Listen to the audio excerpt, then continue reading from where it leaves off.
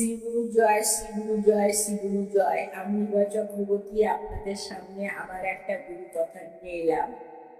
গুরু কথা শুরু করার আগে আমি আমার কুলদেবতা গিরিধারীলাল চরণে অনন্ত কোটি প্রণাম জানাই এবং ভগবান দাদুর দাতুর চরণে কোটি কোটি প্রণাম জানাই এবং শ্রীগুরু সঙ্গে সকল শিষ্য ভক্তদের জন্য তাদের শ্রীচরণে মঙ্গল প্রার্থনা করছি।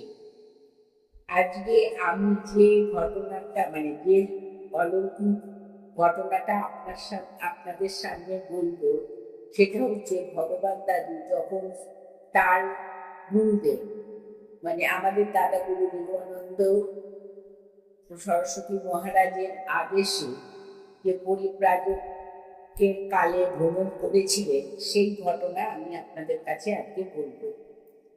তুঙ্গনাথ পাহাড় পেরিয়ে রাজা মান্ধার তার বাড়ির ভগ্নাবশেষ, আর সেখানে শিবলিঙ্গ প্রতিষ্ঠিত আছে। এখন এখানকার বৈশিষ্ট্য হলো সর্বদাই মনে হবে এই মাত্র কে যেন পুজো করে গেছেন। টাটকা ফুল ও সজল বিল্লপত্রাদি ছড়িয়ে রয়েছে। মানস সরোবরে জলে যদি কারোর মনে কামনার উদ্বেগ হয়, তবে রাজহাঁসেরা তাকে কামড়াতে থাকবে। শ্রী শ্রী গুরুদেব প্রাণ ভরে তাদের ছোলা খেতে দিলেন। তারা সেই ছোলা পরম আনন্দে খেতে লাগলো আর কি। বিকেলে আরো কয়েকজন সাধুর সঙ্গে শ্রী শ্রী গুরুদেব উপবাস ও জপ করে রাত্রিবাস তারা হরিবাসর পালন করলেন। রাত্রি তৃতীয় প্রহরে তারা সকলেই শুনতে পেলেন বামপাটির চেয়েও উচ্চ নিনাদিত অথচ মধুর বাদ্য ভাণ্ড, আর বাজনার পর প্রাণ মাতানো তারক ব্রহ্ম নাম সংকীর্তন, অথচ কেউ কোথাও নেই, ওই কয়েকজন সাধু ছাড়া। শ্রী শ্রী গুরুদেব এক সাধুর কাছে শুনলেন ওই বাজনা স্বর্গের দুন্দুবি। বাজনা ও নামের ধ্বনি থেমে যাবার পর অপূর্ব এক সুগন্ধিতে চারিদিকে মাতোয়ারা করে দিল। আর একজন সাধু বললেন, দেবতাদের অঙ্গ গন্ধে এরূপ গন্ধ বেরোচ্ছে। শ্রী শ্রী গুরুদেব এখানে পুণ্যার্থী বাস করে ওই একই অভিজ্ঞতা অর্জন করে। প্রথম দিন স্নান করে যখন মানস সরোবর প্রদক্ষিণ করে, তখন তাকে একটা সাপ নিশ্চলভাবে ওই পথে পড়ে আছে। একজন সাধু বললেন, 50 বছর পূর্বেও তিনি এখানে এসে ওই সাপটিকে একইভাবে পড়ে থাকতে দেখেছেন। শ্রী শ্রী গুরুদেব সঙ্গে আহারাদির কোনো ব্যবস্থা ছিল না। অন্য সাধুরা তাকে কিছু কিছু করে আটা দিলেন। শ্রী শ্রী গুরুদেব রুটি চাপাটি কিছু তৈরি না করে ওই আটা জলে গুলেই সেবা করতেন।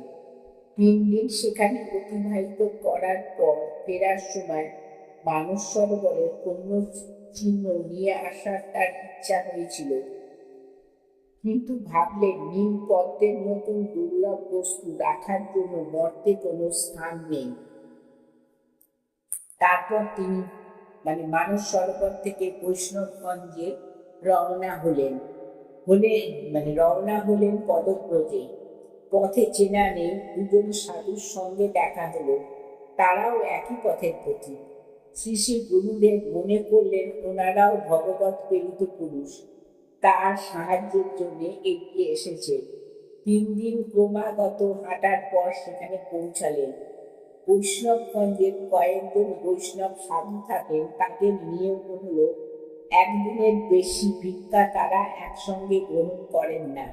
কেউ বেশি দিতে গেলে একদিনের জন্য প্রয়োজনীয় দ্রব্যাদি রেখে বাকিটা শতাব্দীতে দিতে বলেন, ফিরিয়ে দেয় না। ওই বৈষ্ণবগণ শ্রী শ্রী গুরুদেবের এবং অন্য সাধু 2 জনকে খুবই আদর যত্ন করেন। তাদের আটার ভাগও দিলেন সেবা করার জন্য। দেবাহুতিকে কপিলমুনি যে সাংখ্য যোগ শুনিয়েছিলেন, বৈষ্ণব সাধুরা তা পাঠ করে শোনান এবং মধুর স্বরে দেহ তত্ত্বমূলক গানও করেন। তাদের ওই গান ও যত্নের কথা স্মরণ করে শ্রী শ্রী গুরুদেব খুবই মুগ্ধ হয়ে যান। এই বৈষ্ণবগঞ্জে নির্মল এক সরোবর আছে। ওখানে থাকার সময় শ্রী শ্রী গুরুদেব সেই সরোবরে স্নান করতেন। সেখান থেকে প্রত্যাবর্তনের সময় বৈষ্ণবগঞ্জে নুড়ি সংগ্রহ করে নিয়ে এলেন শ্রী শ্রী গুরুদেব।